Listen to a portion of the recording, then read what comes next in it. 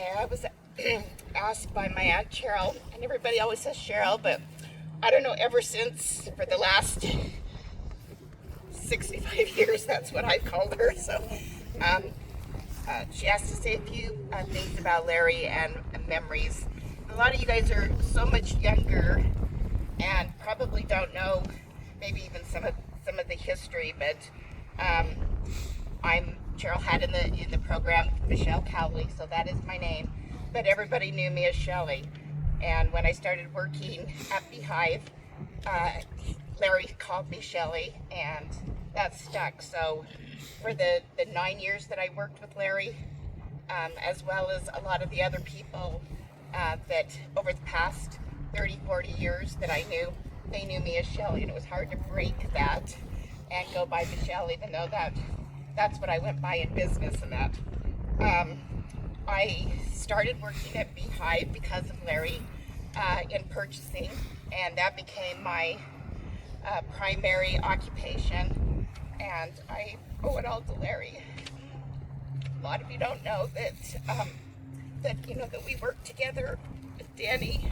I worked with Danny and Larry, so I knew the personal side of him as well as the business side of him.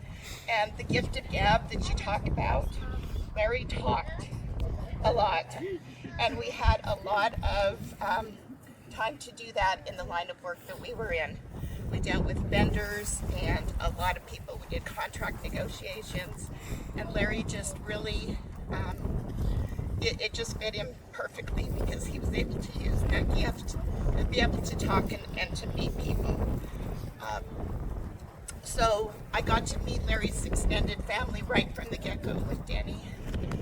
Like I said, we had a really good relationship. We carpooled for years. We worked together.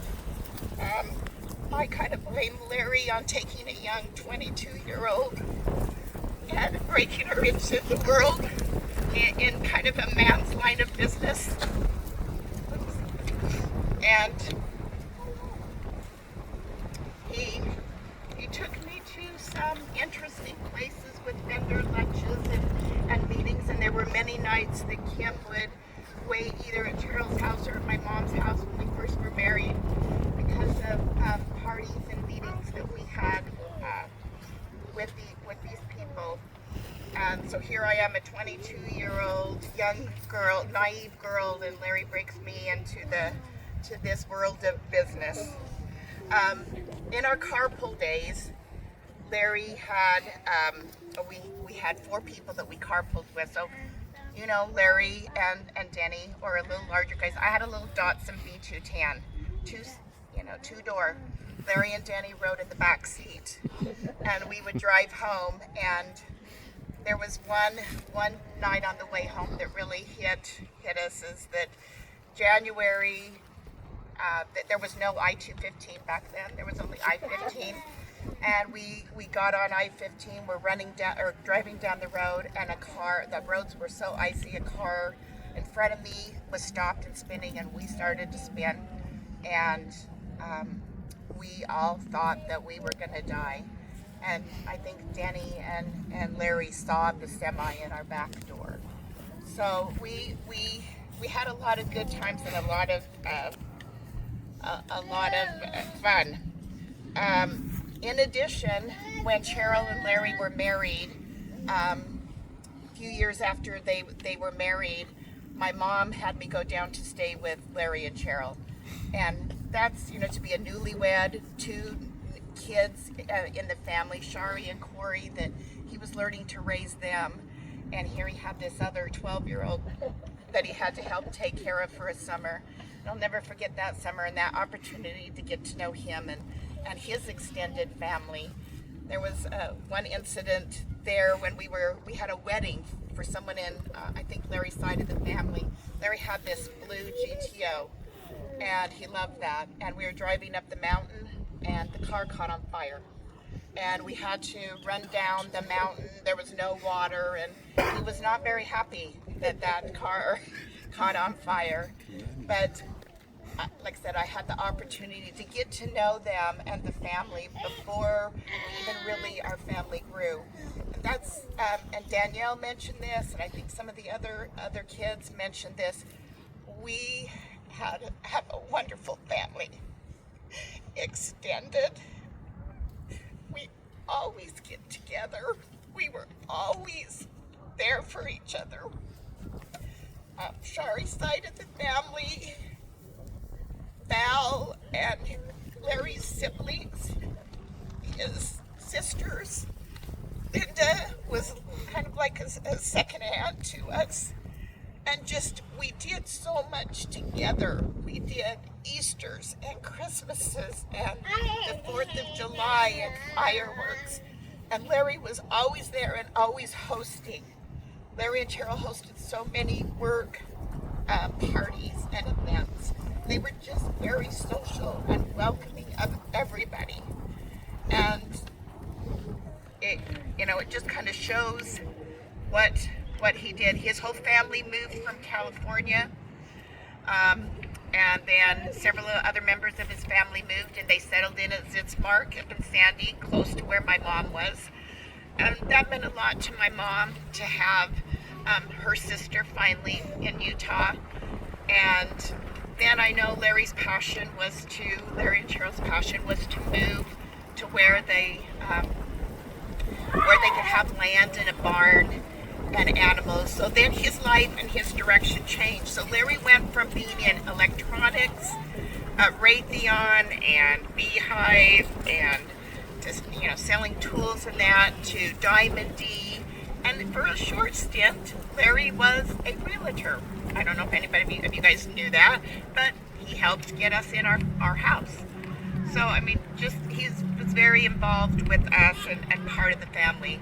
My mom, just right as we were coming in today, mentioned, Larry was very particular about his hair and his appearance.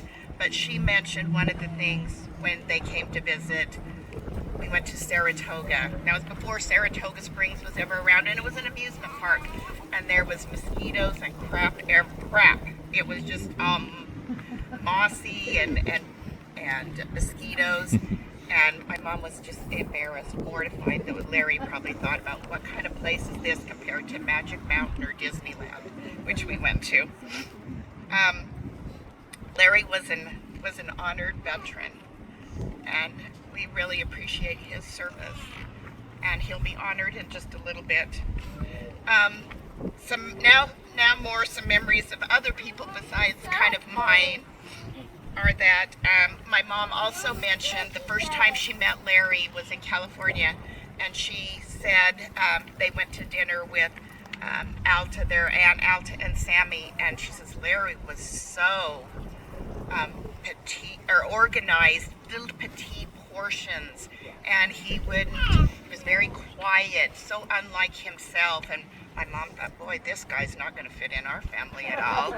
And then little did we know when his true side was shown, that he fit in really well with the family. And we appreciate all that Larry did to help when Cheryl and Mom's mom passed away, as well as what he did to bring some pictures and stuff when their father passed away as well.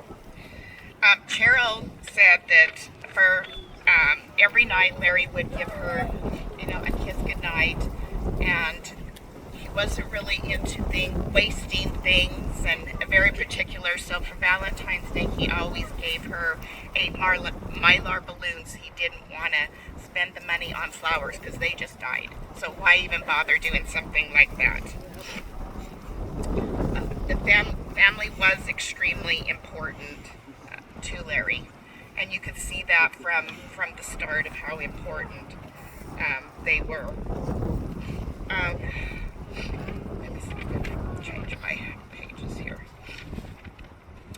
So I talked to some of the kids and grandkids to see kind of what they liked. I know in the obituary, Danielle read about, all the shows, the rodeos, but there's a couple events that really stood out to a few people. Ryan really said that he spent a lot of time with his dad at auctions. Sometimes they'd be at the same auction, but different hours apart. They wouldn't know what one was doing till they got back together. And then so they spent a lot of time in the barn getting together. And there was one time they got a lot of calves, and the barn was kind of overflowing, and then some of the calves don't make it. They were digging a hole, and the other calves were around in like a little circle, and kind of like they knew what was going on, and they were communicating and taking care of each other. And that was something that, both Larry and Ryan just kind of said, what? They know something's going on with these guys. So they spent a lot of time there in the barn. And then Carrie had a few memories. One of her memorable events was when they went to Morgan, this is when she was in high school rodeo. They went to Morgan, and she had to ride a horse at 1 o'clock in the morning. I'm like, what? 1 o'clock in the morning? Isn't this high school? How does that work? But she rode at 1 o'clock in the morning, and it was really cold, and they got her horse all loaded up and headed back. And she had another rodeo at 9:30 in Heber. So they were talking about how things went, how the barrels. I gotta remember Carrie because I don't know how. The pole bending and her barrel races, and they were chatting away, and as they were chatting, they were so distracted by chatting that they took a wrong turn, and they were headed to Evanston, Wyoming instead of to Heber. And Larry was afraid to turn around because he was almost out of gas, and they didn't think they could make it back. So then at the port of entry, they talked to a guy, and he kind of laughed, and he said, yeah, you guys better hurry up and get gas and get there, but there's construction, it's a one-lane road. So they made it, but they still laughed about that. That was a really great memory. There are all the memories, four-wheeling.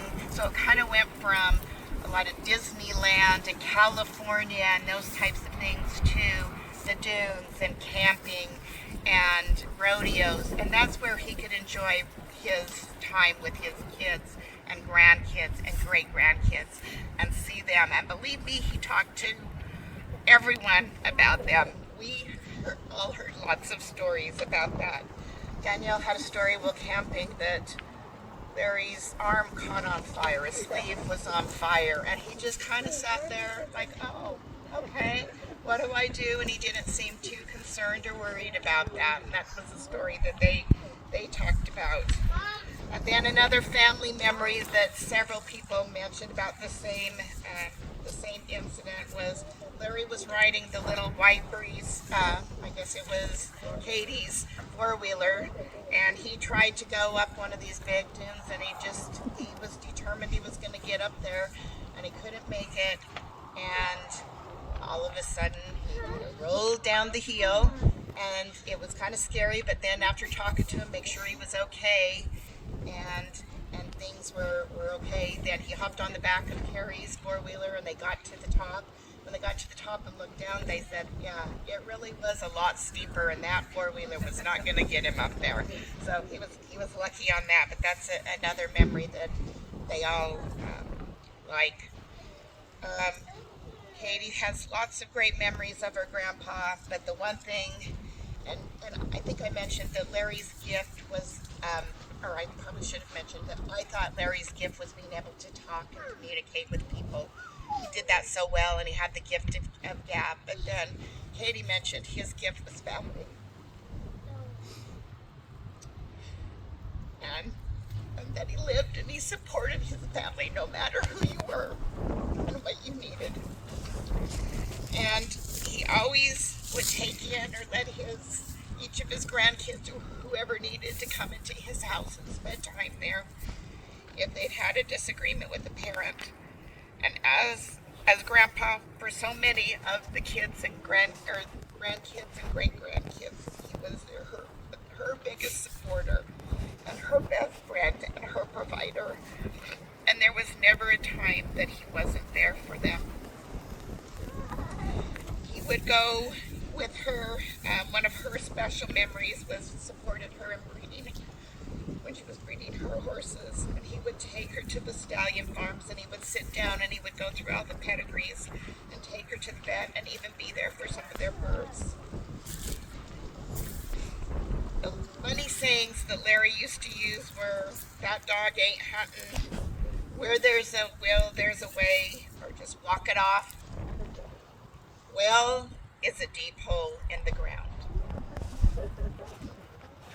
Larry will be missed, and he's probably up there riding the rodeo in the sky.